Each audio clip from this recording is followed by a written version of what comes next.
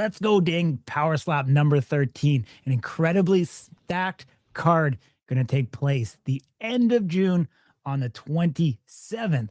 And of course, as you know, Slap News is going to be bringing you a ton of awesome events. Incredibly excited to be able to talk about that.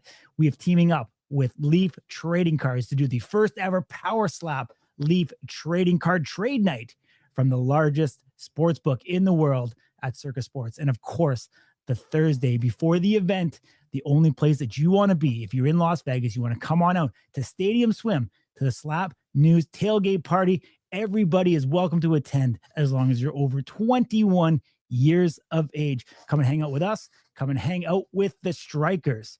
This week has been one of the busiest weeks, I think, in Power Slap in most recent history. We've got a ton of news, Ding. We're going to get into it. We're going to break it down. And I think none bigger, I guess, and I'd be remiss to say it, than the announcement of Power Slap number 14 going to New Orleans, July 18th. How excited are you to head to the Bayou? Yeah, I've never been, man. I think it was pretty surprising, I think, to all of us. I think it's probably pretty surprising to the fan base that we're going to Louisiana. Like you said, a lot of news this week, man. The Head Rush promo, though, that was incredible. We didn't talk about this. We didn't rehearse this. I mean, I was impressed. Yeah. Shout out to Head Rush. If you guys have never bought a Head Rush tee, you should go buy a Head Rush tee. They're nice. They're good quality. They fit nice on the body. Corey and I enjoy wearing them on the program here. So and there's going to be some more. So yeah, like you said, man. I think since the last time we spoke, virtually the whole world was on the up and up. Now it seems to be upside down. Paige Vanzant, Michael Brown. That match unfortunately gets scrapped. We find out later Paige Vanzant incurred a pretty what I'll call a freak injury. It wasn't really a moment per se, but she discovered this pretty serious condition. So we wish her well, of course, but she's out of the match. We don't know what that means for Michael Brown. We do know that means there's no women's flyweight title right now. So, like I said, best wishes to Paige.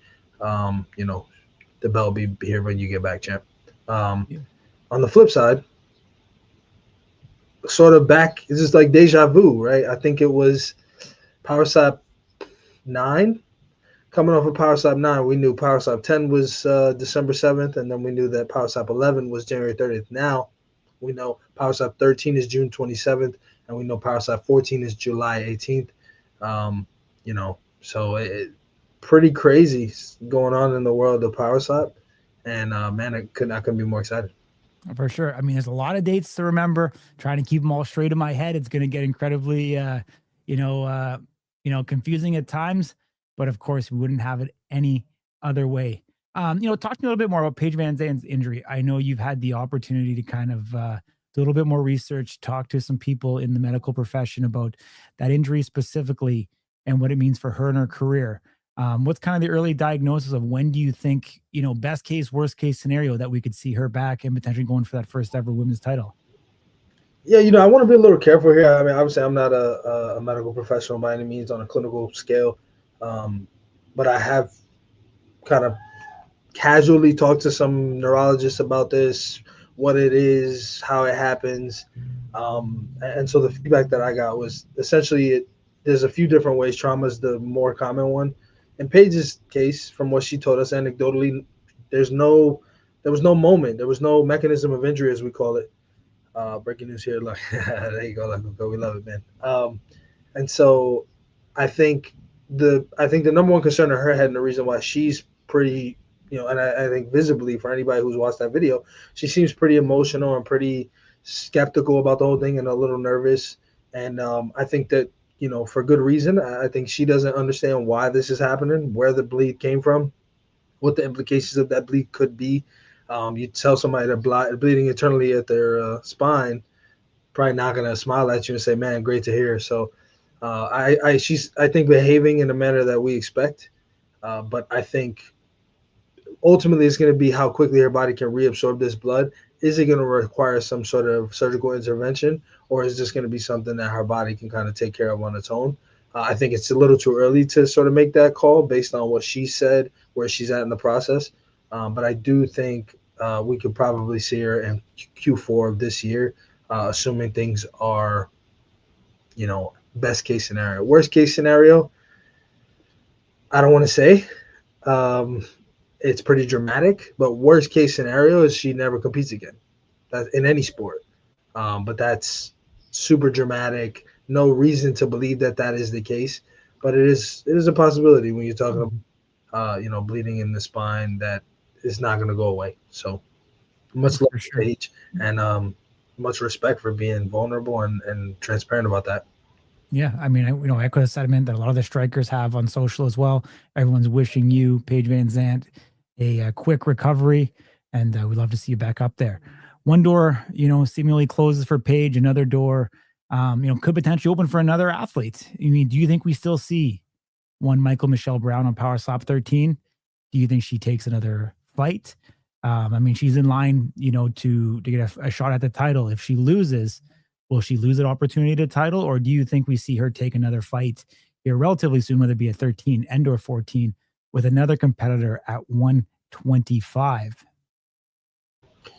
I think inevitably any athlete who's going into a rematch pretty quickly after their first match is skeptical of, what can I change in that short amount of time. And I think for Michael Michelle Brown, just based on what she said to us in her pre-fight interview, listening to her as she speaks on her social media, I think that her sentiment is more experience is better. It's not negative.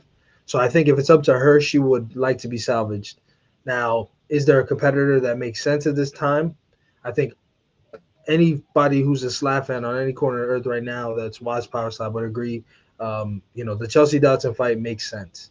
Both both having matches with Paige. Chelsea going to a draw, and then Michael Michelle Brown obviously on the losing end.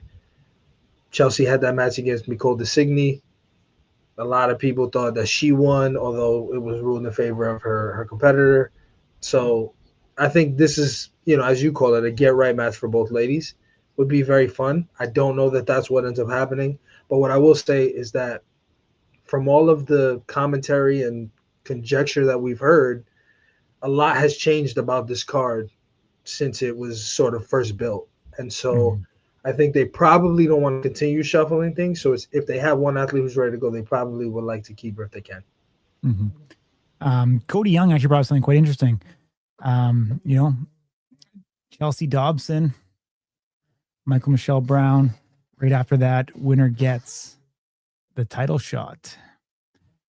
I mean, Michael Michelle Brown had the title shot, and Ding went ahead and gave away too much. So you don't stay later in the show to watch the fantasy matchmaking. We were planning to unveil that later in the show, but Ding just gave that to you right off the hop. Thanks for that, buddy. Oh yeah. Here we go. Here we go with this. So we're gonna get going. I got the controls now, buddy. So it's gonna be fun. But yeah, we'll see. I mean, there's also, dude, we know that Dirty Boxing 2 is coming up June 14th, and we had two Power Slap alumni on the card. Unfortunately, Devin Schwann took to social media today and announced that he will no longer be fighting in the main event in Miami, Florida. However, we do have Rob Perez, who is going to be making his appearance. Once again, he's been on every single card up until this date. Rob Perez was known for, the one fight that he had to start off, the first ever fight, Road to the Title, season 1, where he went toe-to-toe with Ryan Phillips. Absolutely phenomenal, fight. If you haven't seen it, go back and watch it. Unfortunately, Rob Perez was never able to get medically cleared after that day by the Nevada Athletic Commission. He's gone over now to doing, dirty boxing. He's had great success there. And he just, his aggressive style and attitude, the way that he approaches fighting is just perfect for that rule set. And a guy that keeps on, building his stardom up. And I don't think it's up yet, but when is the Rob Perez interview going to head out, Ding? We'll say Wednesday. I said we'll do a little weekend fun. Okay. Saturday. Yeah, we caught up with Rob Perez a little bit. Asked him, about the difference between Power Slap and Dirty Boxing. If he misses Power Slap, if there's anybody in Power Slap he'd like to one day squash a beef with, and about his upcoming match. So definitely watch out for our YouTube channel. Rob Perez, always a great interview, and a guy that seems to be on the ascension with Dirty Boxing. Yeah, it seems like they don't want the the whole one-eyed wolf title on the marquee here, but don't Mhm. forget this guy's fighting with one eye. Like, it doesn't get more impressive than that. And if you Totally. just watch his fighting style, you saw it when he was in Power Slap. He just screams aggression, and what he talked about in the interview was combining boxing and brawling, and that's dirty boxing, and he does Mhm. that exceptionally well. And what's interesting is I see him as Mike Perry to BKFC in dirty boxing. I think Rob Perez is made, born bred. His DNA was custom built for this sport. And I think I think they all love him, but I think Mike Perry loves him especially. Absolutely. Yeah, we're gonna see where he goes. I mean, big match for him. But let's get into it, Ding. I know you already gave away one match in the fantasy matchmaking that we wanted to have. We want to have a little fun because we don't know the full undercard yet as it relates to Power Slap number 13. I'm pretty sure we've got 5 fights public now. We've got the 3 title fights. We've got Emmanuel Muniz and KO Chris Thomas. And then we also have Bryce, Jones, and Zakir. What's the 6th one? No, that was it. I was yeah. Okay, I thought you were showing me 6. That's No, 5 no. fights. All right, 5. So we still have 3 more matches that could make it on the card. We're going to have a little bit of fun.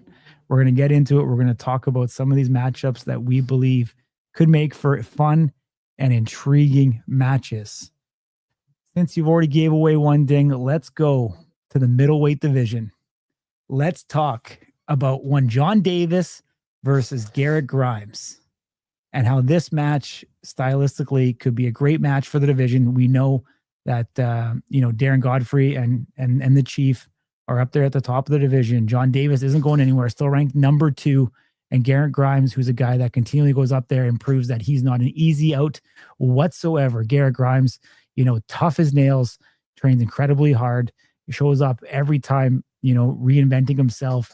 And John Davis in a bit of a weird spot in his career right now, a guy that doesn't make a lot of sense for him to fight up in the ranks. The Brass of Power Slap thought that he should fight up in weight. I guess it was confirmed now, not even just rumors, that John Davis was to take on Austin Turpin at light heavyweight. So seemingly John kind of in no man's land right now in his career. And I think a match with Garrett Grimes would be something that'd be absolutely phenomenal. And one of those fights that's could have fight of the night implications on it, because we've seen John at his best and we've seen Garrett Grimes also deliver, some knockout power. So what's your thoughts on this match, Ding? Yeah, I think there's a lot to be desired with Garrett Grimes. I don't even think he's shown us 70% of what he's got. I think that his matches have not necessarily for his reason and on his end, but I think a lot of his matches have not ended in a very, extravagant or, way that we would expect. We know that he's very powerful. We've seen that. He's taken licks. He's got good resilience, but I don't think that he's really had the opportunity to show all of those things. And I would hope that he would agree with that. Now, on the flip side, you look at John Davis. We haven't seen him since October. Obviously, a tough night at the office for him. We know that he was supposed to compete against Austin Turpin at 205. So we know that John Davis still has intentions to compete here, and he was going to go up and give up weight to a guy who's before a certain period of time was dominant at 205 pounds. And so I think I love it the way you say it, so I'm going to keep stealing it. It's like a get right match, Mm-hmm. right? Garrett's last performance against Hercules, again, no fault of his own, just the flinching and whatever. I think Garrett is one of the most underrated. Trash talker is not a real good one because he's not really saying anything like crazy, but he is very aggressive towards his opponent and he is very outspoken. So Mm-hmm. I'll say that I think that is a little bit underrated about him. He's not a brother friendly kind of guy, which people talk about always not wanting. So look no further than Garrett Grimes. I would wonder what that would be like between him and John, if there would be respect or if he would find holes in John's history and his resume and pick them apart. But I do think that this is compelling because there's power on both sides. But on the flip Mm-hmm. side, there's also this toughness, resilience, and these guys have both been tried and tested. Obviously, John Davis coming off of a brutal knockout, but he's had a lot of time, whereas Garrett Grimes competed more recently. So I think it's absolutely a very interesting match, and I got to give you credit. That was your pick. Didn't give me credit. Wow. I know, Can you man. believe it? Can you After the believe week it? that we've had, it's been interesting. For sure. I mean, yeah, Garrett Grimes. I mean, the only blemish to his record is obviously the loss to Wesley Drain. Who's no slouch in power slap whatsoever. Guy tough as nails. Even though that match went the distance, so he wasn't put down in that match. I think he still has the sky, being the limit. So I think there's a lot to be desired there. Like you said, it hasn't always been the prettiest. He's not the prettiest guy. I think he's got a very workmanlike attitude, and how he goes up there, and his fighting style kind of matches that. And, the guy finds ways to win. So I think he's got an opportunity there. And I think, just like you said, get right match for him, and a win over John Davis definitely puts him in the match, or puts him in the conversation, at least, with guys like the Chief and Darren Godfrey, Isaiah, Brandon Bordeaux, however that all kind of mix out at the top of the division. So incredibly excited that, the prospects of what Garrett can bring. And like we said, John Davis is kind of in this weird spot in his career. And I think getting some clarity and direction with John Davis is something that he'd want to have. We know John hates sitting idle. We know he loves to fight, loves to get up there and be that warrior. And like you said, we haven't seen him in a little bit. So hopefully we get that opportunity really soon. But let's get to our first guest of the night. Ding, I'll let you intro her. Yeah, so another Smack Talk debut. Actually, you know what? I think this might be a Slab News debut. Obviously, we've met her. We may have talked to her at a I don't think the tailgate party, but it was the whatever we called the first one back in December. I believe we sat down with this guest. Very, very experienced, kind of coming into Power Slab, helping to pioneer that strawweight division. Very excited to speak to her. It's none other than Pita Macias. Hi. Hey, how are you? I'm doing well. Can you see me and everything? Yeah, of course. Okay. Can you hear me well? Unfortunately, I live in Vegas and my air conditioner decided to go out. So I have like fans blowing on me. I'm like, my headphones on. I want to make sure you guys could hear me and whatnot. Oh, Ding, you're muted, buddy. Whoops, sorry. There you go. Yeah. Oh, there you go. I was like, do hear air hello? conditioning though, just a little bit. Lowered a little? No. I just hear it. I was just saying, it's all good. No, it's not. No problem. Like, But how okay, are you? perfect. Oh, I'm doing super well. Yeah, thank you. Thank you for having me. I'm excited. Yeah, absolutely. It's your debut. I was saying, I know you sat down with Corey, I believe in December at but I don't remember what we called the event. It was, whatever, we'll call it a party. Yeah, there we go. We'll just call it a party. Can't go wrong there. Yeah. And so you guys sat down, you chatted, but we haven't had a chance to catch up with you since then.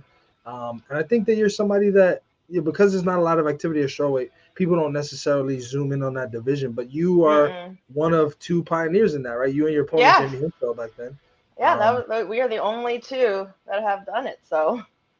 Yeah, absolutely. So important stuff. Obviously, Power Slap 13 is coming up. We see a lot of talent coming through. But for you, like watching on the sidelines, seeing all this stuff kind of happen. Obviously, you're local. You were part of the first training camp. You went and you helped out, right? In April? I actually went to learn more. So, and then I ended up helping out because turned out I knew a lot more than I realized. But yeah, I actually I don't know if you guys know yet, but I will be on the June 27th card. Wow, you just got right to it. Yeah, I was throwing it out there. Peter, we had no idea. I know. I'm like a little sneaky little person over there. I don't put a lot, I've been like kind of like in the Olympic circuit and all that. And like with a lot of stuff with fighting, you can't always put everything online. So I got really used to that. And now I am like, well, people really want to know what I'm doing. So I guess it's time for me to really put it out there. Absolutely. So are you, is 115 your home? You staying at 115? Yeah, I mean, that's what I'm at. I don't have to cut much at all to make it. So I go 115. I'll go 125. Shit, I'll go 135. I don't give a fuck. I'm here and I'm staying here. And yeah, I believe I have the strength for any of those divisions. So yeah. Obviously, you spent some time with Michael Michelle Brown. You guys made your debuts together. She was at the camp also. She's also a Las Vegas local. What did you think? Obviously, it's not happening anymore at this moment, but what did you think of her versus Paige Vanzant in the rematch for the first belt? I loved it. I'm like, awesome. You know what I mean? Let's get a woman's belt out there. I mean, don't think I wasn't texting Erica right away, like, hey, I can fight 125 or slap 125. You know what I mean? Of course, you know. But, you know, I am a strawweight. I'd have to put on a little weight, but that's all right. Yeah, I mean, I think a lot of women would agree. Like from 35 to 15, if that's where they give the first title, like, hey, I'll cut or I'll bulk up, whatever the case is, right?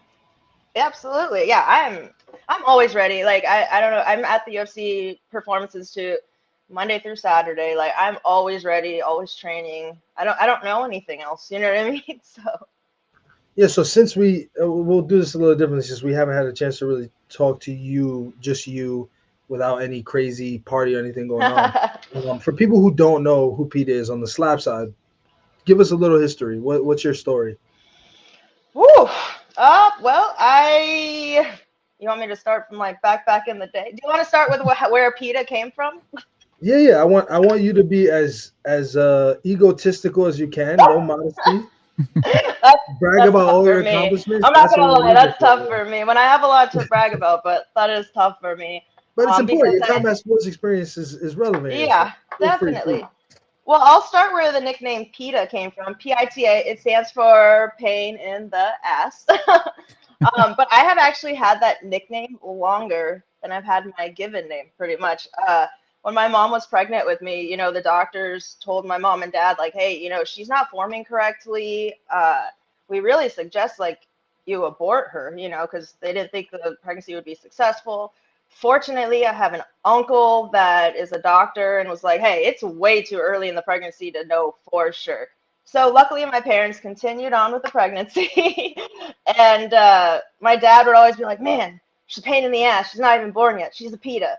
And then something else would happen. He'd do the same thing. Man, she's a pain in the ass. She's a PITA. She's not even born yet. And then when I'm actually being, I don't know why I did that motion, but when I'm actually being born, my mom was told the doctor, like, hey, she's coming. And the doctor was putting his gloves on, and he's like, it's okay. It's your firstborn. It just feels that way. Well, sure as shit, here I came. And the nurse just kind of swooped and grabbed me real quick. And the doctor turned around and was like, oh, I guess I don't need these anymore. And I guess one of the first things my dad said was like, see, she's a PITA. She's a pain in the ass. So that's where PITA came from. And my poor parents, man, I'm pretty sure I've lived up to the name for them. I mean, we're all calling you a pain in the ass, unbeknownst to us. So is that we don't know that we're doing it, but you're kind of giving us permission to do it. Seems like there we go. Right? You have all the permission. You know, it's just what everybody calls me. So I don't really know any different. Like my immediate family, of course, they call me Pauline, or you know, everybody has nicknames for me, but like Ronda Rousey, she calls me Pauline or Pita. It depends on the moment what I'm doing. She's like, oh, that's a Pita moment, or you know, or hey Pauline, what's up? You know, so it just depends. But yeah, but those are people that have known me my whole life. For the people pretty much in school, everybody called me Pita, so it just stuck. Your teachers called you Pita? No, my teachers did not. Okay. Some of them in high school did. Some of them did. I'm sure some of them would be glad that they were given the option to. I actually went to like private Catholic schools like my whole life until college. I went to the University of Colorado Springs. But yeah, I was like a private school girl for sure. My parents were big on education. Yeah, I have a degree and everything from the University of Colorado. What's your degree in? Communications. Like, let me tell you how I communicate now. I just slap people. Or I hit people in the face for money. Yeah. So the chat is blowing up. They want to know what's up with all the Monsters cans. Those are waters actually up there. So actually, this is my little bar area. I can just show everybody. So Monster water, obviously Monster is one of Power Slap sponsors. Here is Gelato water, which also has sparkling water. Awesome, awesome, awesome. I have my little pride candle ready. LA Dodgers, of course. LA all day. I have my little guy who's flipping you off right here. I don't know if you can see it or not, but I love this little guy. He's hilarious. Like, boop. And then right here, what? You should bring that on stage. I should, huh? I'd be like, here you go. And slap. And then I have, could you imagine? And then I have Element Tea right here, which is electrolytes, always been an amazing sponsor. I don't know if you guys can see it or not, but yeah, so that's just my little bar area. I don't really drink, so it has a Hey, lot the of shameless like, plugs are it's a lot of important. You hydrating welcome. components on it.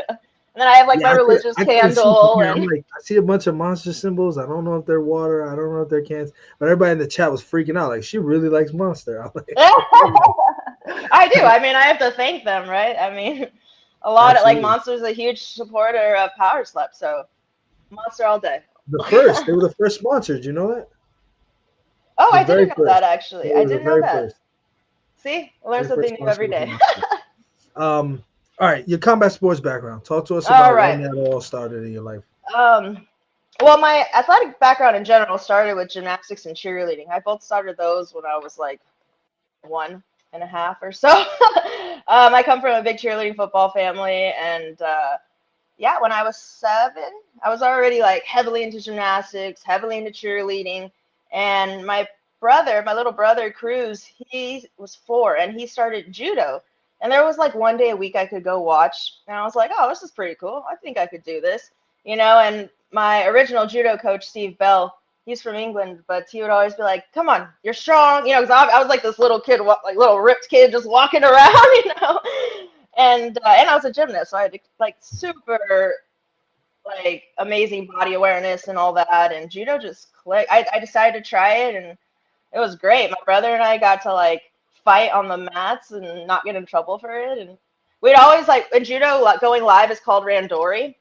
And so we'd start off laughing and like by like midway through the round, we're like throwing each other into the walls and like trying to like take each other's head off. But it was awesome, man. I love my brother so much. And my little sister also did judo. She actually, both my brother and sister won a medal at the junior nationals at one point. And now I have a little sister who's 12 years old, who is now learning judo from my brother. She's going to have her first tournament this year. So I'm super excited. So judo is totally in the family. Heard about it from my dad's cousin, and he did it, and that was it, man. That was the start of a very, very, very long, amazing, amazing, I would say career, but I feel like I'm still continuing. Like, I'm not done yet. But as far as judo, I did really well. Like, right off the bat, I won the state championships from California, and then I won the junior nationals, and then I won the junior Olympics, and then I won the junior US Open. It was just like win after, and then I just was like, man, we're traveling the world now, and I'm young, and it was just so exciting. I love it. I did grow up with Ronda Rousey, so it was awesome because we got to like see each other at all the tournaments, and she would come stay at my house, and we'd train, and it was just a great environment, great people in judo.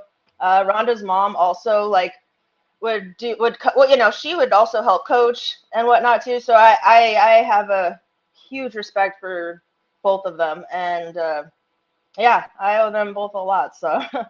And then after that, I mean, I was like #1 in the country at the time when I was graduating high school, and the Olympic coach, Ed Liddy, from the Olympic Training Center in Colorado Springs spoke to my dad at the high school nationals, which I also won.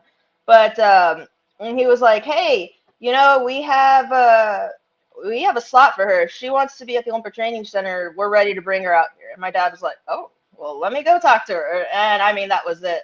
I mean, I had thought about going to San Jose State University. They have a great judo team. I also looked at a lot of schools for cheerleading because I was very, very high level in cheerleading as well. And I did school sport, like in high school, I played basketball and softball and track and all that.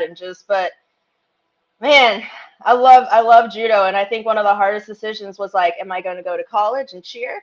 Or am I going to go to the Olympic Training Center and chase this Olympic dream and get a college degree at the same time, So that's what I chose, and it was awesome, man.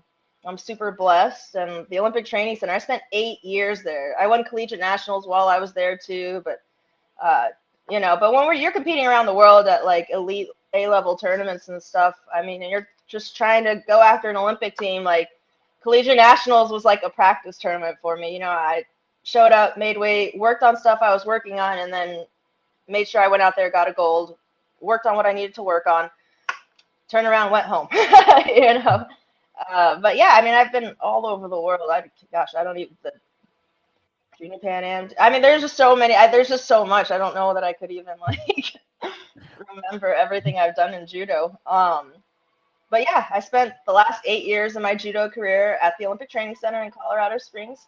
And that was about the time, you know, the rules in judo were changing. You couldn't grab the legs anymore, which meant no more firemen's, no more double leg, single leg, anything like that. Teguruma, that's one of my favorite throws, which I think the easiest way to explain it to like the regular, like the world is it's kind of like a crotch grab, pick up, slam them kind of thing.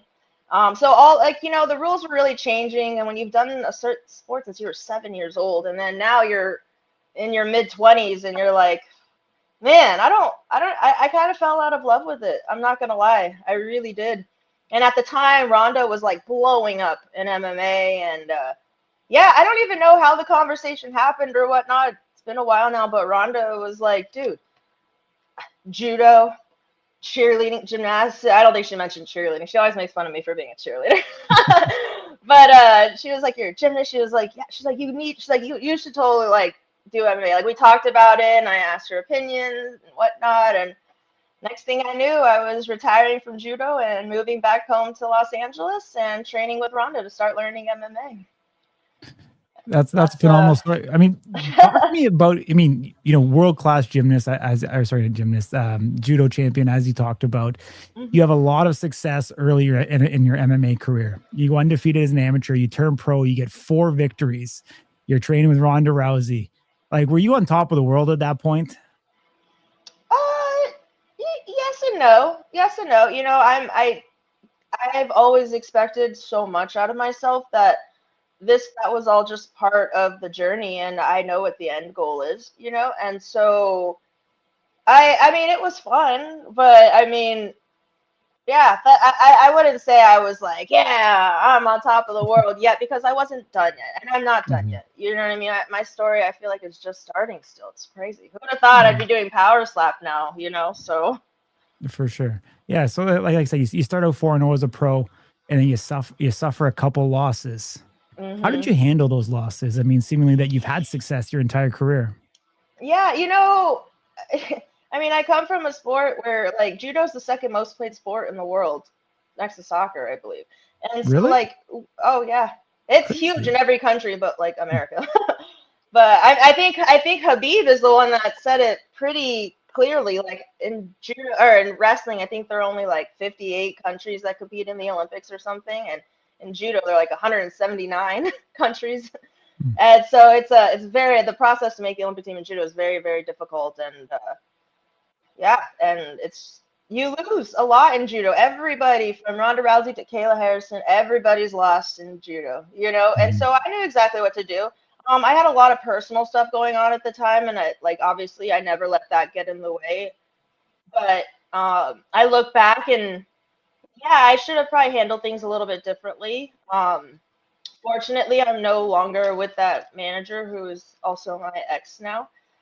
So things are about to change. A lot of things are about to change. I'm super excited for the future. And gosh, I have so much coming up. I'm just so excited. Absolutely. You know, like I said, we haven't talked to you in a little while. Have you had time to think back to your first match, Power Slap 10 versus Jamie Hinshaw, you know, and kind of what you would have done differently? Yeah. Oh yeah, definitely. You know, coming into the sport, like I really didn't know a lot. So I was kind of like, and actually at the time, there were not very many people that were like based in Las Vegas that do Power Slap. And I just didn't know anybody in that world. You know what I mean? So it's like, it was a lot of, I mean, I researched the hell out of everything. I had Erica sending me all of the rules. I was watching videos on the rule. I mean, I did everything I felt I possibly could. I mean, my strength and conditioning coach at the UFC Performance Institute, Becky, she literally created a whole fight camp, and we added like extra days to my strength and conditioning. And I mean, I was prepared physically for anything. I mean, as you can see, I took those slaps. They didn't even faze me. You know what I mean? And however, I did misunderstand a lot of the rules, which and then fight week is there. And, you know, you're asking everybody you could possibly ask, like, hey, what about this? What about that? What about this? And I was fighting, I didn't expect my Jamie to be so short, that's for sure. And I also didn't expect the platform in the middle to be so wide. Like it's very, when you're small, you can barely reach across it. It's pretty wide for a 115 pounder, I guess. And also, as far as like walkout, being on the stage, all of that, I'm used to that. I'm used to the cameras. I'm used to the limelight. That stuff doesn't bother me. I was just finalizing my my relationship of almost a decade, was finalized literally the week of Power Slap. And I just wanted, and I feel like I didn't let my personality come out very much. There was a lot inside, Mm-hmm. Yeah, I gotta respectfully agree because we didn't know either. Yeah, I mean, this person was so involved in my career, and so it was a big change. And all of a sudden, I'm doing everything on my own. But I didn't really let it phase me. I didn't think, but now I look back and I'm like, oh yeah, I was struggling a little. By the way, if you guys have not tried gelato water, it is so good. I'm like obsessed. John Jones just did a little shout out for them earlier. Oh really? See, somebody called him. Somebody called him and said, "Do you like it?" And then he's like, "Yeah, it's good." And then he's yeah, like, it really is good. It's the water. It tastes. No, the water tastes so clean. It's very good. I'm super excited to have a water sponsor like that, man. It's incredible. That's awesome. However, I misunderstood a lot of the rules too, and I was listening. I am very diligent. Like I am a perfectionist, and so I wanted to be perfect, and I think that's where I kind of messed up a little bit. Was that I thought what I understood literally like the day before the actual event was that we couldn't touch the ear. And so I was trying to hit her with I was like, she's so small. It's like my hand doesn't even fit on her cheek. You know what I mean? I'm like, I don't know why we can't touch the ear. I thought we could, but and I think there's just a lot of miscommunication and a lot of I'm not hats off to Jamie. I got disqualified. She won. It is what it is. But yeah, I mean, in no way did anybody see my power because I literally was hitting her with my fingertips because I was like, for some reason, thought we couldn't touch the ear, which now I'm learning it. I've learned the rules now. Don't worry. That's why I'm so grateful to Dana and Erica and everybody for putting on those camps because I didn't have to be there. You know what I mean? But I showed up every single day. Any opportunity they gave me to train and learn about Power Slap, I was there. I would change my schedule, do whatever I had to do to make sure I was there. And that's why I'm so excited about June 27th, which is also my birthday, by the way. Hey. We'll have to get you a little gift. Oh, yeah, some slap news gifts. I'm okay with that. Absolutely. But yeah, I'm so excited about June 27th because I just know so much more now. And I can't even explain. I'm so excited. What's funny is, my last match at the very end, I was like, fuck it. I already have a foul. I was like, so I'm going to lose regardless. So I was like, I'm just going to swing however hard I can, right? Let's just swing. And I saw her wobble and kind of lean on the middle thing. And I was like, oh, wait, I thought we're not supposed to lean on the little middle section, And you can't hear because you have earplugs in and stuff. And so I just heard DQ and I was like, oh, is she getting disqualified for leaning on that after I wobbled her or what? And then I probably looked more confused up there than anything because I really just didn't know what was going on. I didn't even know why I got the first foul. So it was, and I remember looking over at Dana and Hunter and Erica and everybody's turning around looking like hands up, what just happened? Nobody even knew what was going on. It felt like, I don't know. I mean, I obviously wasn't there. I didn't know what they were saying or anything, but I'm just saying to the crowd as well. I feel like everybody just was like, what happened? I'm like, I don't really know, to be honest with you. I was like, but that's okay. All in the past, I was diligent and I took the time and I put the effort in and I showed up every single opportunity they gave me to train. I was there. I was at the Apex right away, first thing in the morning. Whatever I had to do, I was going to be there. I know my work ethic. I know how hard, how efficient, how everything. I do my nutrition, everything. Like I'm a true elite athlete, so I know what is necessary, and I learned a lot. I learned so much from that last one, so I like can't wait to get out there June 27th and really show who the fuck I am, because people have no idea who Pita is. So Absolutely. Tell me, fast forward 7 months, what's different now, and why is there going to be a different outcome come June 27th? oh gosh, first off, the difference is just to start as far as life goes. Oh my goodness, I am just so much better.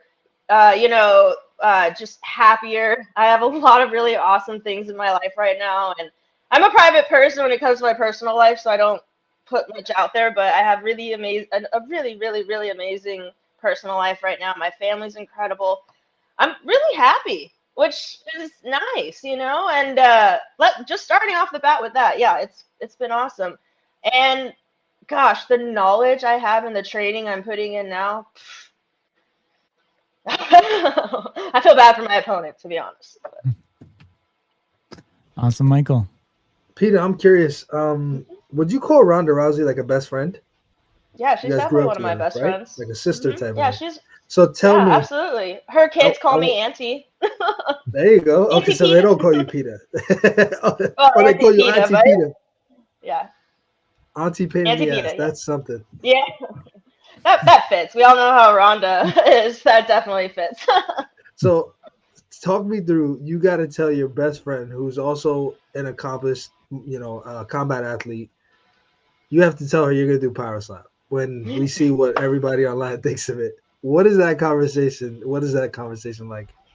Okay, there are a couple. Some stuff I can't really say right now.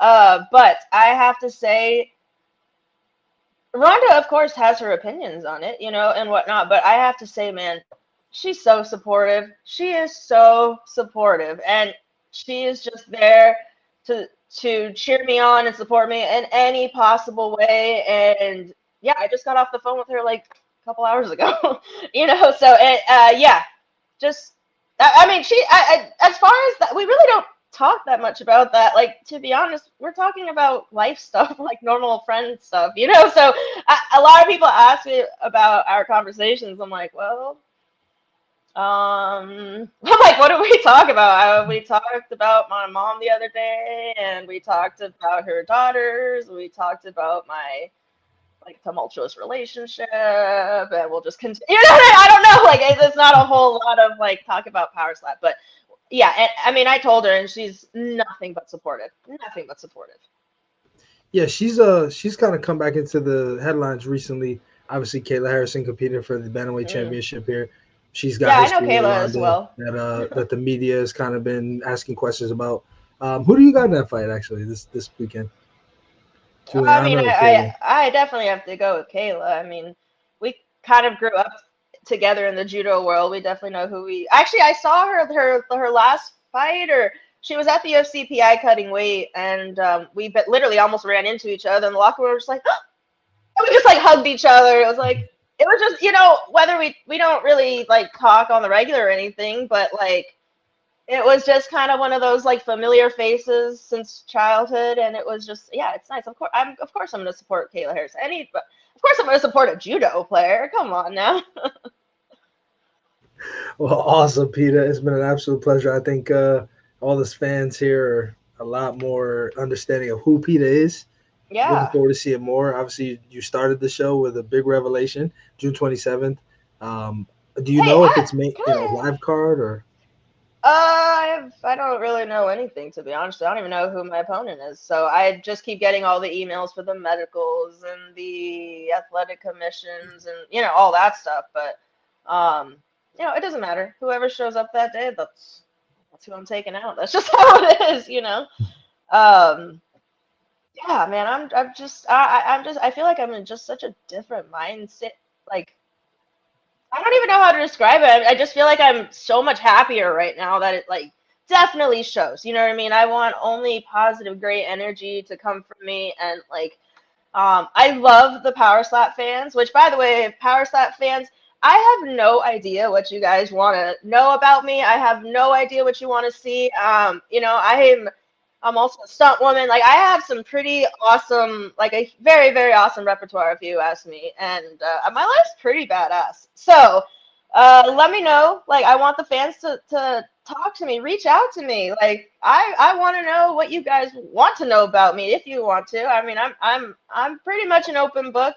There are some things obviously I have to, you know, when you have very famous friends and you know, Rhonda of course being one, but I have many of them. Like a lot of stuff has to be kept, you know, behind, you know, it's just, it is what it is. You just, but whatever you want to know about me personally, hey, I'm here.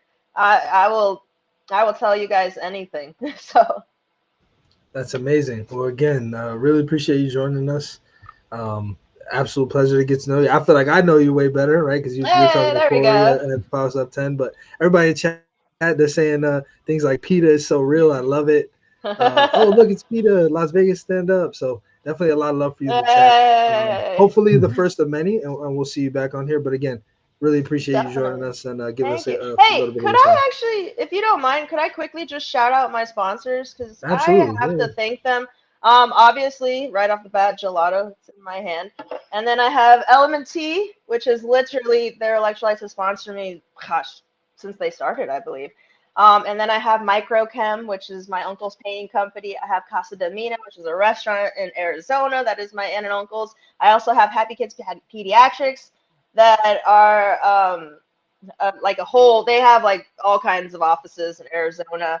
I'm sure I'm missing someone right now. Hold on, give me 2 seconds and I will name every single one of them. All right. Oh, okay. I listed all of them except for one. Ooh, I think I'm gone for a second. Okay, here I am. I listed all of my sponsors except for one. New clothing sponsor, War Ready, which is my cousin's clothing company, which he was in prison for a very long time, and he came up with this like clothing company to really talk about like it's a mentality, it's a lifestyle. And I was like, I talked and called him. I was like, look, cousin, like let's collab because this is like me. Being war ready has literally been my life. I've always had to be war ready, and I've had to have that mentality. And I'm really excited. You guys will see some cool stuff coming out. And he was able to use I don't know if anybody has seen my picture where I'm upside down in the middle of an aerial. Because when I win, I do an aerial, which is it's a no-handed cartwheel, basically. And he was able to use, not the picture, but like a drawing, which is really badass. It's like it's like the Jumpman, but upside down almost, but it's me. It's pretty awesome. So yeah, I'm really excited. Thank you to all my sponsors. I have to shout them out because I wouldn't be able to, you know, I wouldn't make it without them. And of course, thank you, Dana, Hunter, Erica, everybody that works with Power Slap. I'm sure I'm forgetting everybody, but I really do believe I need to like give thanks, you know, where is necessary. So yeah. Absolutely, yeah. I mean, you know, live or recorded, Slap News will be there. So we look forward to seeing you fight week, catching up with you, and having some fun. And then hopefully we'll see that, as you call it, no-handed cartwheel. It's an aerial. Aerial. That's what the gymnastics term is. Aerial. But I think I know what you're talking about when you say an aerial. It's like, you literally just like kind of like jump forward and you don't touch anything. And you flip. Something like that, yeah. It's kind of like if you were to like the show, right? I mean, it's literally like if you've seen, you know what a cartwheel looks like, right? Yeah. Okay, now midway, stop the cartwheel and just pick it all up in the air and never use your hands. That's like it's a whole body thing. So it's literally a cartwheel with no hands. So it's it's one of my like pinned pictures on my Instagram and whatnot. So, but like Slap fans, please reach out to me. I want to know what you guys want to know about me, so I can put out the content you want to see. You know, and but one of my friends, she's an influencer, Jessie Lawless. She is actually going to help me with my content and we have some great things coming up. So she'll be there too. My guest is pretty badass. Wait till you guys see who come to watch me. So very excited. Well, once again, Peter, thank you so much for the time, and we'll chat soon. Sounds good, guys. Thank you so much. Take care. Got it. Yeah. Cheers. Right. Dang, she does an upside down cartwheel, aerial. What are you gonna do, buddy? You can't let her show you up like that. Come on. I can't do it. I can't. It's just no Come way. on, man. I can't do anything. I can't You do gotta do anything. something. Like, Come what on, do you're I in the do? military. You gotta do What something. do I do, Like, bro? What do I do? Peta's a badass. What am I supposed to do to I one mean, up her? She's rolling a slapping ball, me, rolling a doing ball, aerial and cartwheels. I'm sitting here a fucking potato head talking to a fucking Canadian. I mean, this is a paradigm is different, bro. yeah. Well, I got someone that I think will have a comment to say. Mr. Vern Cathey, what should Ding do as a celebratory, commemorative event at the Slap News tailgate party? Well, I mean, you called yourself the potato head, so let's go with the truffle shuffle. Vern, we're American, We're supposed to stick together against this fucking 51st state son of a gun. I like Canada. They're good people. Ridiculous. I need a Canadian flag. You guys seem to be I need one of those boys. Canadian flags. I'll just be a fly on the wall. I'm chopped liver over here. It's all right. Mr. Potato Head, take your arms off and retire for a little bit. Vern, what's going on, man? Lots happening in your division. Obviously, Wolverine taking on Russell Rivera, a guy that you know all too well, unfortunately. And you've seen, you've seen the, I guess the better or worse side of Wolverine up there. And I'm not sure what you classify that as. But honestly, the match against me and him, I'm not bitter or bad about it. I mean, if I would have been a little higher when I hit him, I think I could have dropped him and maybe stumbled him. But it is what it is. I mean, he's a great guy, great competitor. He didn't bitch or moan. I didn't bitch or moan. So I thought it was a good match.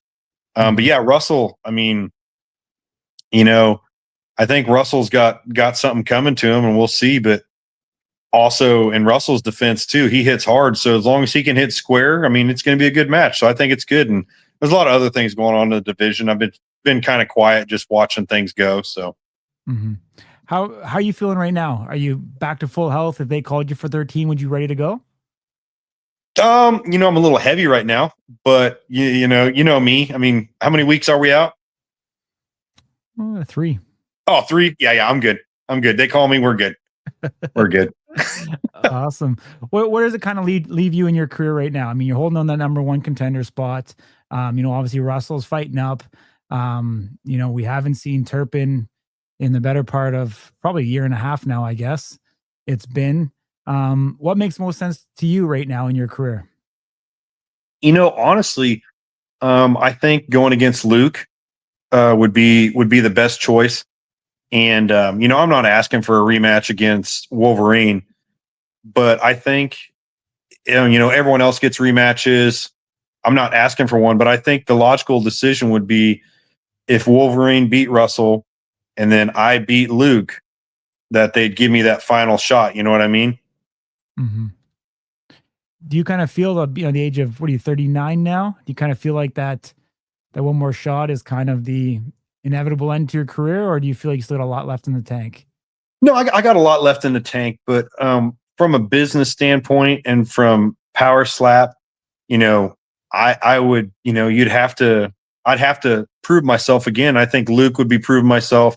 I think Ron beating Russell would be good. And if they gave me another shot, it's great. I get it. But if not, I'm here to go against whoever they want. There's a lot of newcomers coming up. If they didn't want to put me at number 1, they shouldn't have put me at number 1. As my other thing too. Like, if you're going to do it, stick with your decision. So, absolutely. I'm not sure. I'm sure it's public now. If not, it will be relatively quickly. But one James Seekman walking around at 217 right now. Talked about desires of coming down to the light heavyweight division. James Seekman. It doesn't matter to me. I think my division has been overlooked. And when I say overlooked, it's like, oh, the heavyweights. I don't think so. It's just like in MMA. To me, I always liked the 205 class. It always seemed more competitive.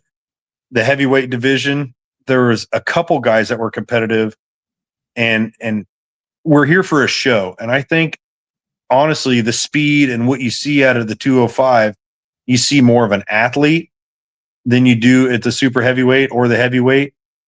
And I like it. I like that people want to come to my division. So that to me, it makes it feel like they want the competitive. They want to see a good match, and they think that they need to be in the 205 to be, worthy. So I think it's awesome that people want to come to the 205. For sure. One interesting thing, we actually talked to Cole Smith. He's here in the comments. Okay. We've seen him in Las Vegas. How much do you know of Cole, and have you kind of crossed paths with him? Because I hear he's from kind of your neck of the woods. He is part of my neck of the woods. I know his cousin. Our paths didn't cross very well because I was working. I had things going. He had things going. It's great. It's kind of nuts knowing that there's two guys from the Midwest that literally are a stone throws away, and we're in this together. So I think that's awesome. Come on, Vern, you're lying to me. He's half your age, buddy. You could be his father. Doesn't bother me. Doesn't bother me. I'm just bugging you, man. I'm just bugging you. And you were being nice to him. I didn't do any of that to you, and you still are partial to him, Vern. I know you've known him longer, but I mean, I don't know what else I got to do here. I was having fun, man. I'm not sure you heard the news, but someone else who you're familiar with, Devin Schwann, unfortunately had to pull out of his dirty boxing fight today. How disappointed are you in that? I'm very disappointed. I know both of those guys. I hung out with his competitor in Saudi Arabia, and I think it's, I don't know. Nothing against Devin. You can do whatever you want. Personally, it's your body. You can do what you want. But I'm the kind of guy that, like, unless the doctor's pulling me out and I'm getting ripped out of the division, or like, I've even said this before, if I break my hand in a power slap match, I'm not going to my left hand. I'm using the right until I'm done. Like, That's interesting. Like, if it's flopping, I'm going to hold it until they're like, is everything fine? Yeah, it's fine. It's fine. I'll finish. So who knows? That'd be hilarious to see. That'd be awesome. Me break my hand and I'm like, yeah, we're going right on 3 again. And they're like, your hand's broken. I'm like, yeah, I know. It's just hanging there. You're like, yeah. It's just like, yeah, it's this like bad. right on 3. Right on 3. I'll do it. Like the turkey guy from Scary Movie. Remember when he's like, you want some? Yeah. What do you think of this statement, Vern? Hold on a second. Vernon is a beast, but you're kind of worries me. What worries you? I don't understand. I don't understand the age thing. Like, every time I get my physical, the doctor's always like, man, you're a specimen. Like, everything's good. All your, like, people that judge age haven't got their ass kicked. Because I tell you right now, in the Midwest, there's some dudes that you don't fuck with, no matter what their age is. Like, I show up on weight. I'm always fit. Like, what's the age have to do with anything? Now, if I ran a marathon, people would be like, "Oh my God, this is amazing! Congratulations, you ran 20 miles, blah blah blah. At your age, this is great." You fight someone, they're like, "Oh, this is stupid. You're an idiot." Like, I don't understand it. If you're worried about my age, you're worried about getting your ass kicked. That's all I got to say. I like this version of Vern, to be honest with you. I like old man Vern. This is better. In my neighborhood, where I live, there's not a single soul that's like, I think I could kick Vern's ass because he's old. No, everyone's like, you don't fuck with old man Vern because he's going to kick your ass. Like, that's, and everyone knows that guy. Don't you guys know that guy, right? There's that old guy in your life that's like, man, no one ever fucked with that guy. Amen. Amen. I did want to ask you, I mean, less about your age, but what about if you're getting knocked out by somebody who's like 21 years old? Would that bother you? No. Nope. I'm just glad they stood up there and they took their shot. I mean, the age factor doesn't have anything to do with it. I don't get it. Like, I really don't. Well, some people say when you're 21, you haven't really developed fully. You know, like you don't have grown man. You haven't. If you talk to a doctor, technically your frontal cortex isn't developed until you're 25. So if you're talking about brain injuries and you want to be serious from a doctor's standpoint, no one should be competing in any combat sport until their age of 26, because it is proven that your brain isn't fully developed until the age of 25. But you guys can fact check me, double check it. But I'm telling you right now, that is what the doctors will tell you. That is what science has told you. So technically, I'm in better shape than the guy that's 21 because my brain's fully developed. I'm gonna say I believe you because again, I've been nice to you. I don't know why I get someone's mistreated. gonna check me. The only reason why I said this, Yes, they will. the only reason why I know this is because I had a solid doctor, a friend of mine that's a doctor, that told me this literally yesterday at a baseball game.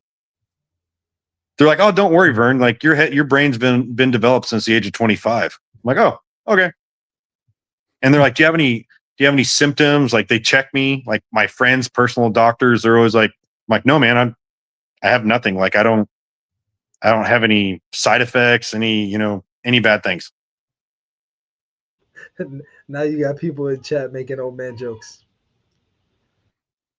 Oh, it's all good.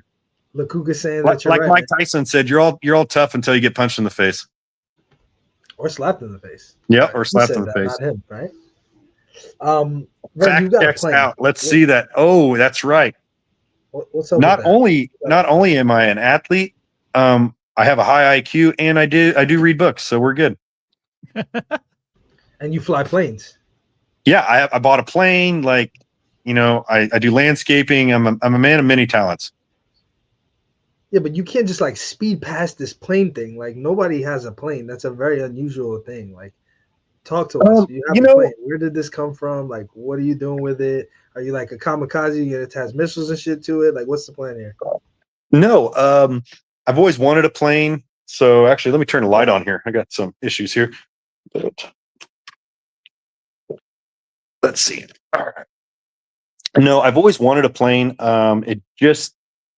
It happened to be the right time, right moment. A friend of mine runs a NASCAR crew, and there was a plane for sale in Talladega, Alabama. It was what I wanted, so I bought it. I went to the NASCAR race. I actually was a tire guy for the NASCAR crew.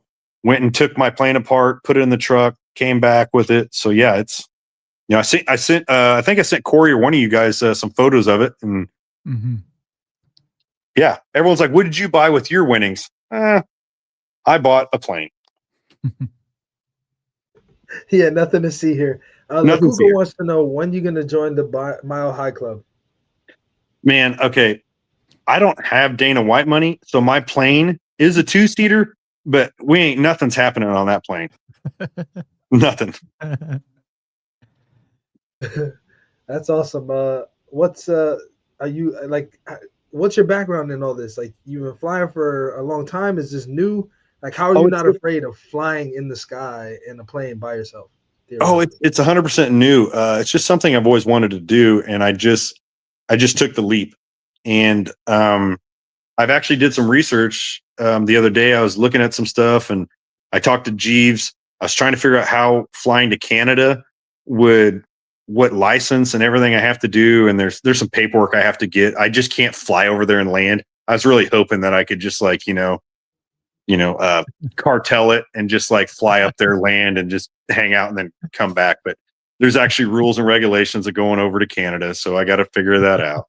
Yeah, go to Jeeves' compound over there on what is it, Corey? It's on an island, right? It is Vancouver Island. Yeah.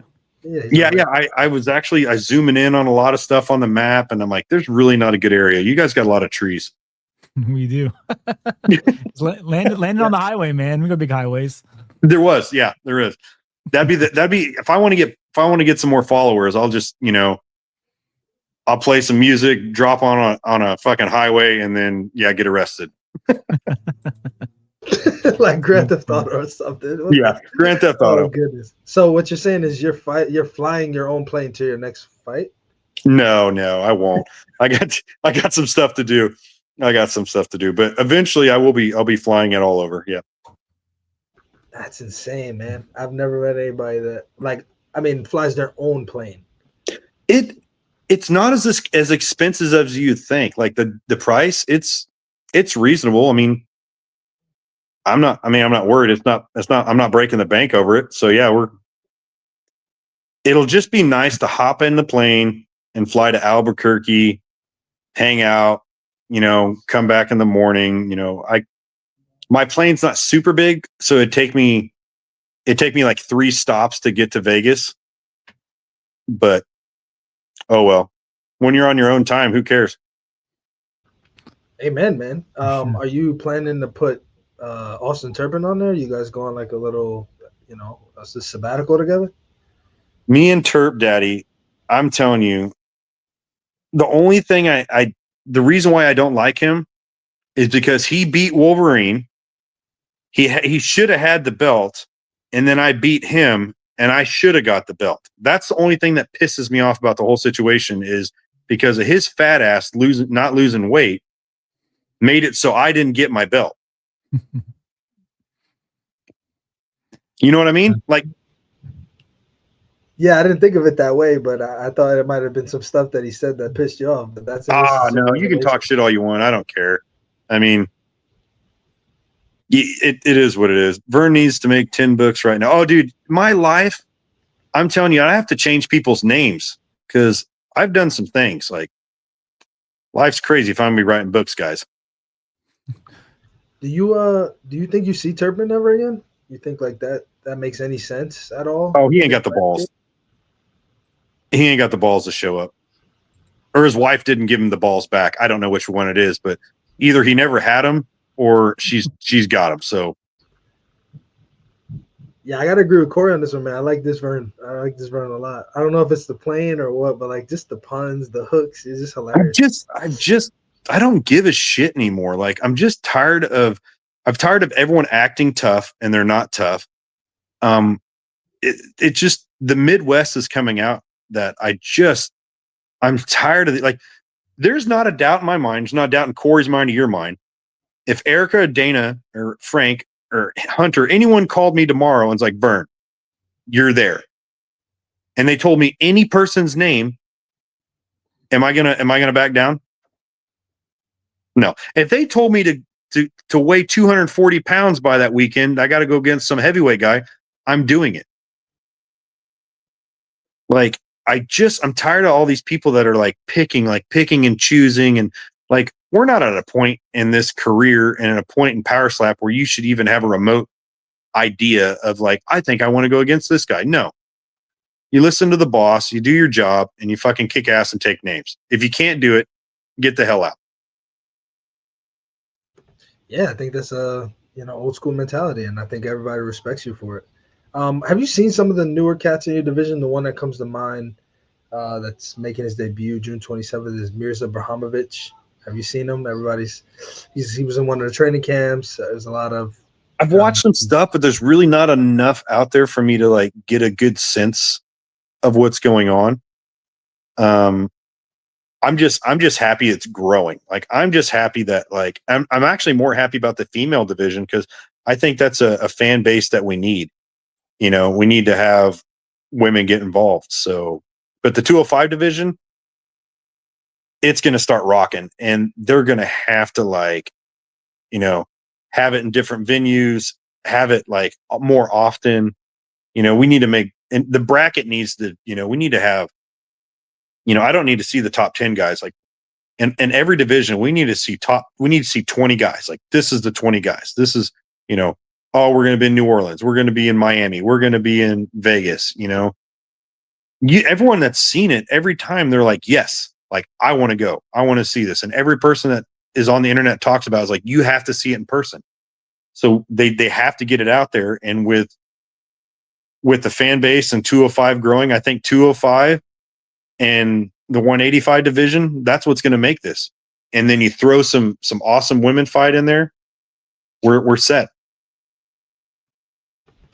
So you're saying that you are interested in New Orleans? Oh, 100%. Yeah, they call me tomorrow. I'm there. Any opponent in mind? If you have to pick, I know we're kind of giving you people, but no, I mean, I want to go against Luke. That is the obvious decision. I'm number one. In my opinion, Luke is the next best competitor to anyone out there.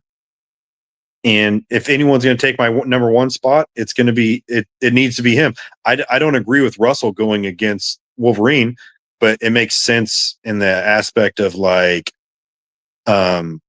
views and numbers, and because he's Hawaiian, the Hawaiian followers, they're really big, so I get it in that aspect. But from a competitive aspect, Luke is the guy to beat.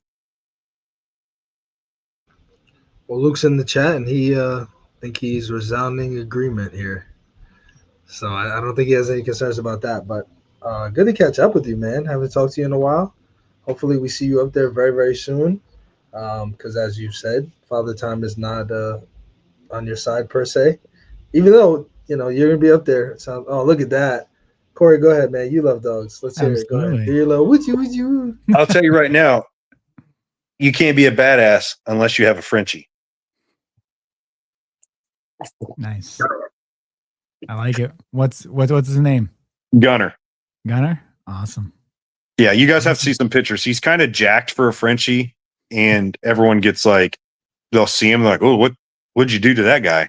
Like, he just runs and works out. I feed him good food. A little bit of creatine in the water. I do have Bully Max. You ever heard of Bully Max? No, what's that? It is a dog food specifically made for bulldogs, and they will get jacked. Interesting. Yeah. Nice. Well, I appreciate you guys. I appreciate you guys getting me on here. And like I said, I'm here to compete. They have me at number one. I'll be a number one as long as I can be. I'll compete whoever they want me to go against. I'm not afraid of anything. You give me 2 weeks and I'm ready for anything. So. Absolutely. Thanks, Vern. Appreciate you, my man. All right. Talk to you guys later. Take care. All right, ding. Vern Cathey, great to catch up with him. Seemed like there's a lot of chatter in the chat about that light heavyweight division. Obviously, Luke Simon there, Mirza in the chat as well. Appreciate you guys, tuning in. And yeah, I mean, obviously, as he talked about, I think something that I've echoed the entire time, that light heavyweight division definitely matches athleticism and power together. And we've seen a lot of great matchups all the way back to Power Slap number one in that light heavyweight division. And once again, we're going to get Wolverine squaring off against Russell Rivera in another match that will seemingly, define the future, the next steps of this light heavyweight division, and one that will be exciting that you're not going to want to miss. Overall, I know we're running a little bit late. We still got time to finish this fantasy matchmaking. What do you think? Yeah, let's do it, man. Yeah. Where do you want to your gums? Let's get to it. Where do you want to go? I don't care. Wherever. You don't care? No, man. Let's go. All right, let's go to. I think this is your favorite. Get at it. Yeah, Dave. Darren Godfrey, the Chief, of course, is my favorite. I think it's everybody's favorite. There's a lot riding on this. Obviously, history. Chief made a critical mistake, and I think the outcome was probably misrepresentative of what should actually take place in a match like this, meaning it should be a lot more competitive than it was. And I think both guys have learned, everybody kind of agrees that Darren's gotten away with a little bit as far as moving his head, ever so slightly, whatever, but moving his head. And I think he's also agreed on that. Chief obviously has the loss, but he's on the tear. I think this is a collision course. And with, Isaiah and Brandon seemingly being tied up still, I think that this makes all the sense in the world. It's a fan match. It's a purist of the sport match. I think both of these guys want it. I think the fans want it, and I think it gives you some clarity in the division. And so, if it checks all those boxes, it's a no-brainer. So, if for whatever reason Power Slap's listening, which I don't think they are, but if they are, whatever, that's my plea. Yeah, I mean, all the way back, Power Slap number 9 in Abu Dhabi. We've seen the Chief come back, rack up 2 victories, one over Brandon Rhodes, the other over Wesley Drain. We talked about Wesley earlier being, the warrior that he is. That's a big win for him in the division. So I think it makes a lot of sense. Darren Godfrey, on the other side, has been continuing to, put up victories, sitting now 4-0 in Power Slap. and just waiting for that opportunity that he can get back up there and, show his skill set. Once again, we haven't seen Darren since Power Slap 11, 2 cards ago. And, it's I think at his disadvantage in a way that he's overseas over in Europe. We'll probably see him over in, either whether it's Abu Dhabi or if it's Riyadh. We'll see him over in that part of the pond a little bit more frequently here until he can really kind of solidify himself and get that opportunity. But saying that, International Fight Week, Power Slap number 13 is kind of that one time, that one opportunity that I think Power Slap will make those investments to bring those guys from overseas over, as we were seeing with Dumpling, as we're seeing with Zakir. So if we are going to get Darren over here anytime soon, I think that opportunity is now. And, he's an OG in the sport. Like, people don't realize that Darren and his wife, Kim, like, they were part of the tryouts, back March of, I don't even know what it was now, March 23. 23? No, 22. 22? Okay. Yeah. So it's been quite a while. And he's been kind of in the mix. He's been sitting around waiting. You think about it, 22, 3 years, the guy's had, 4 fights, in Power Slap. And I think it's one of those opportunities where, a win for him, definitely puts him next in line as that number 1 contender, no questions asked.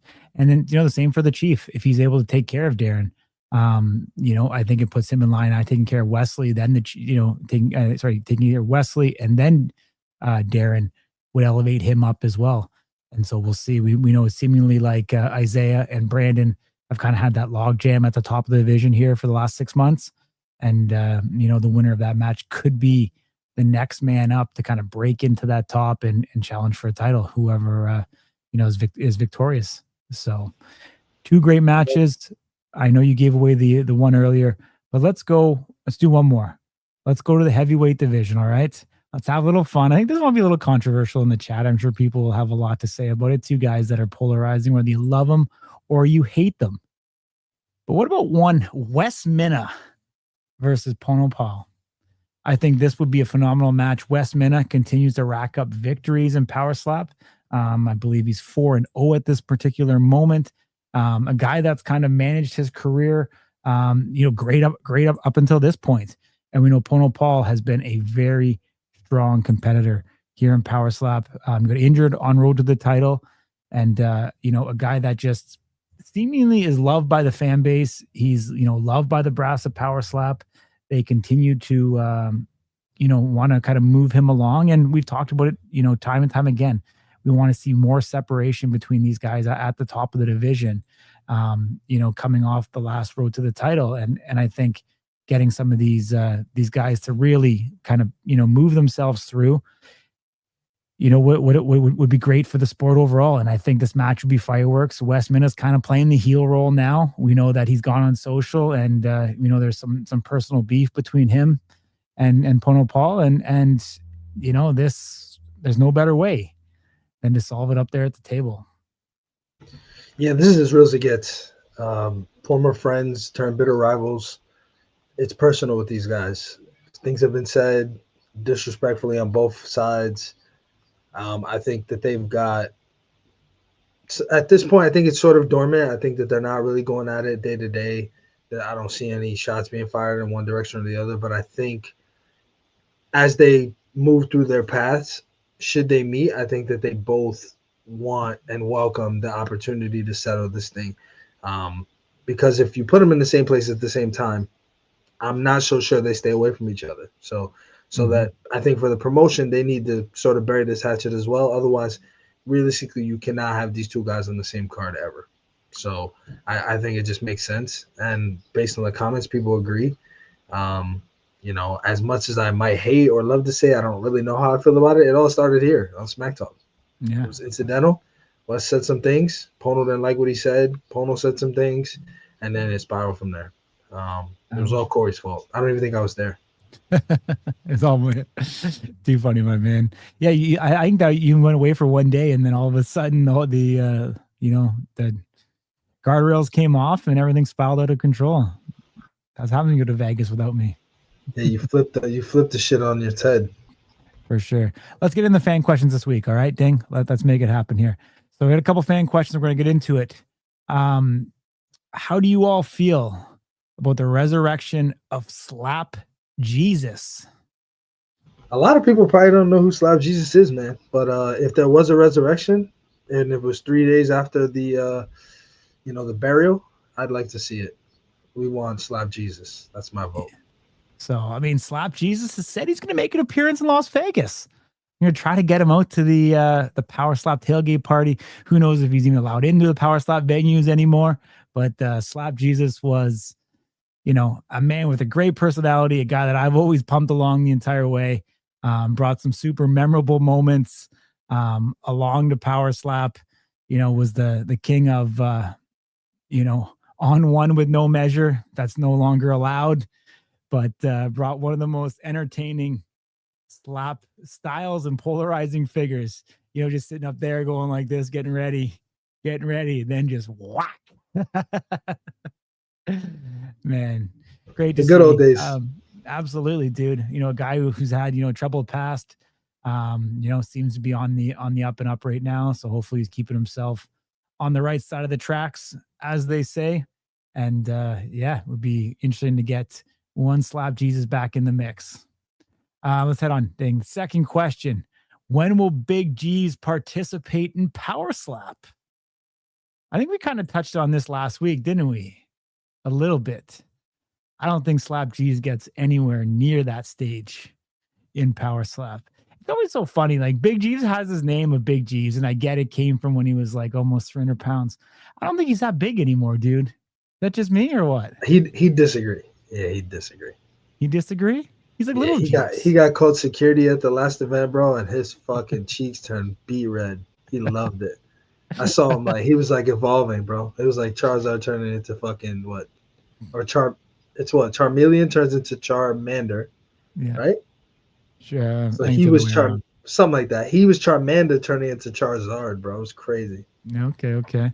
I don't know. I just view him as little Jeeves because I knew him back when he was bigger. So he just seems to be little Jeeves to me now. But I don't think you're going to see Jeeves anytime soon in Power Slap, unfortunately, folks. All right. How are y'all liking the slap drama? Ding. I don't know what you're talking about. There's no drama, bro. Here's what I'll say. I think this is what everybody's wanted this entire fucking time. I think that's why there's been fucking 50 people in here all night. Mm-hmm. Hey, this is what I'll say. This is the only statement you're going to get from me about this whole entire thing. When I was in the military, I remember vividly in boot camp, we were in the squad, but it was 80 of us. And we were just bickering, just doing shit that didn't make any sense. And our what we call in the military RDCs, or the division commanders, they were like, "Oh, all right, you motherfuckers want to play? Okay, so let's remind you why you're here." They would always say, "Remember why you're here, remember why you're here." And what they did was, so obviously most people know I'm from New York City, so I was a kid when 9/11 happened. So what they did was they played this video for us on YouTube. They made us stand at military attention, which is an uncomfortable position, and they made us watch this video. Not really watch it, more so listen to it, but there was some form of a video. And they made us stand there, and it was this little girl who was writing these letters to her dad, who was killed on 9/11 at the Trade Center. And he was, every few years, she would read the letter again, the same letter that she wrote when she was a little kid. So it was like when she was 5, when she was 10, when she was 15, when she was 18, when she was 21, when she was getting married. And she would modify it a little bit, "Daddy, I miss you," and like the voice would change. And we were 80 men ranging from 18 to 40, and we were like a bunch of little bitches, dude, crying in there, crying our eyes out. And where I'm using that to say in this situation is to just remember why you're here. Whether you're a fan, whether you're an athlete, all of this shit is so minuscule in the grand scheme of your life, your journey, what's going on.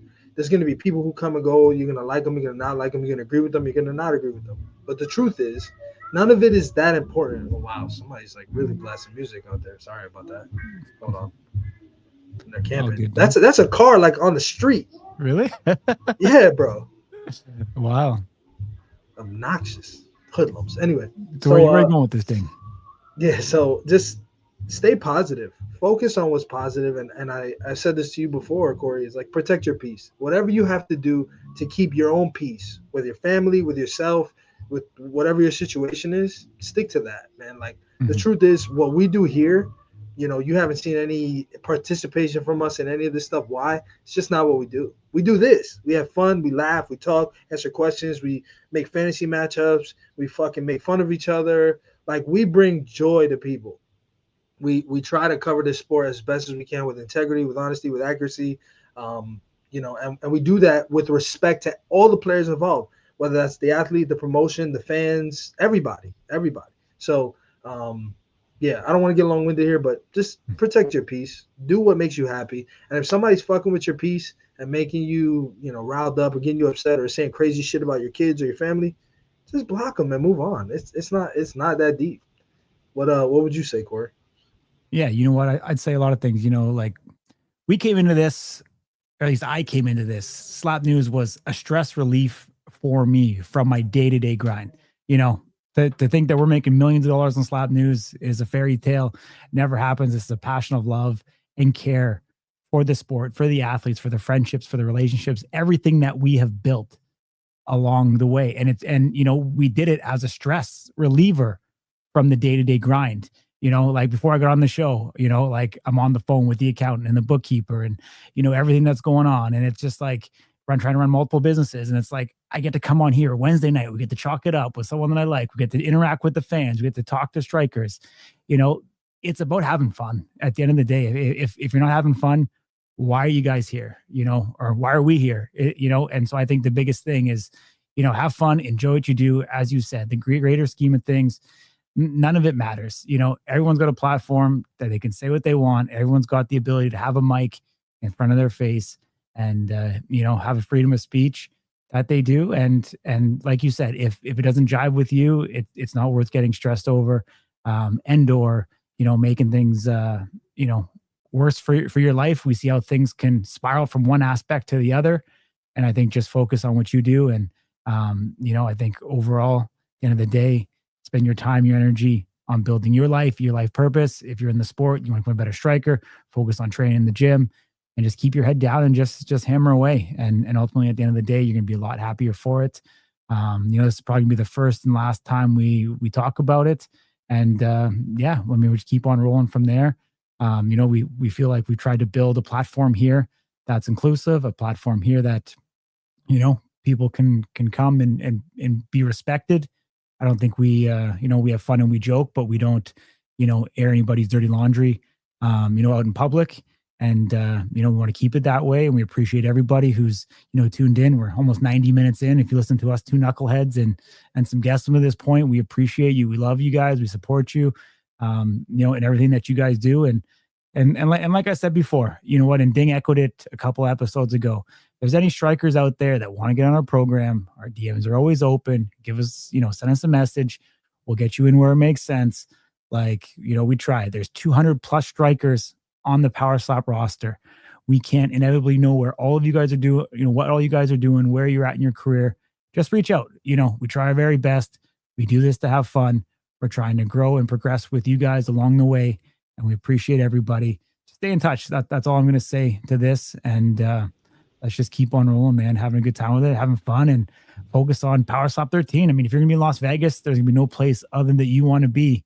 You know, June, going to be nice and hot and toasty in Las Vegas. This card is, you know, stacked from what we see, some of the rumors that we're hearing about. And let's get back to having fun and enjoying this thing. Yeah, you know, we don't know everything, man.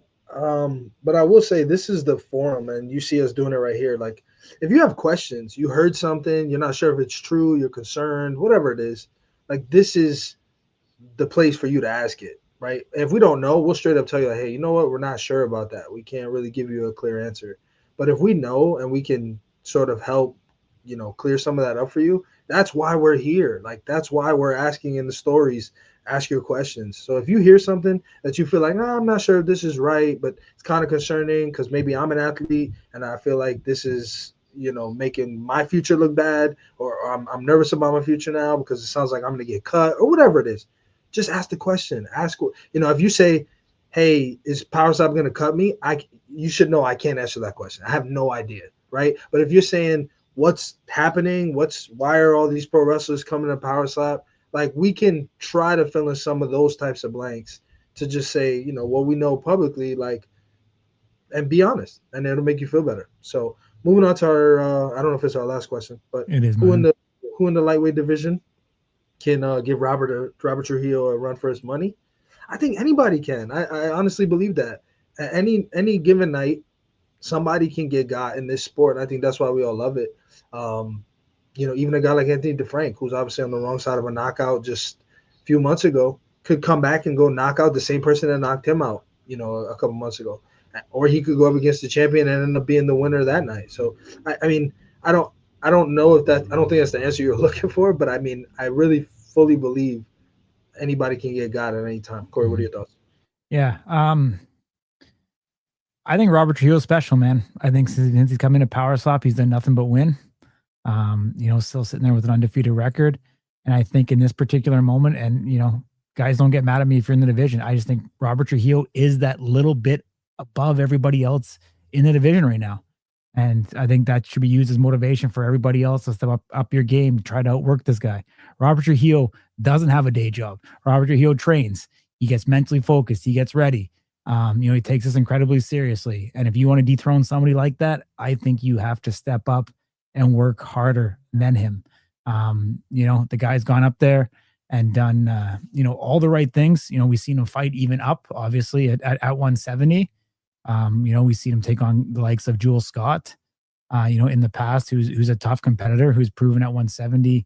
I'm not sure what Jules at second or third right now, holding down, I believe, at welterweight. Like Robert's badass. There's a reason why he was brought in to be the coach, you know, as well. And so I think, you know, in the division right now, I think everyone needs to step up their game. If they think Rob's gonna, you know, just roll over to him, it's not going to happen.